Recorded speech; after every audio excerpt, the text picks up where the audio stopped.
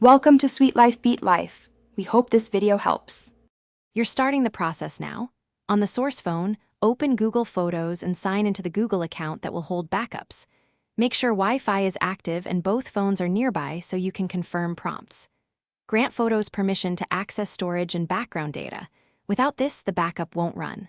Once done, tap your profile picture, then choose Photos settings. These immediate steps let you reach the backup and sync controls where we'll enable remote backup. Now you'll turn backup and sync on and configure how it behaves. You tap backup and sync, then flip the toggle. You're enabling continuous upload of photos to your Google account.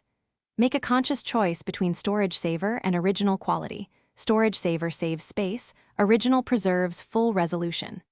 Next, set whether uploads are allowed over cellular and which device folders to include. Once these options match your preference, Photos will queue items and finish by confirming the backup status on the source phone. Look for backing up or a green check mark next to albums. If the process stalls, make sure the Google account is actively syncing. Go to Settings, Accounts, Google, and enable sync for Drive and Photos. You can clear the Photos app cache and restart the phone to force a retry. Also check your Google storage quota. If it's full, freeing space or purchasing more storage will immediately resolve upload failures.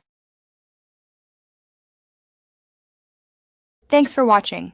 Consider subscribing if we helped you.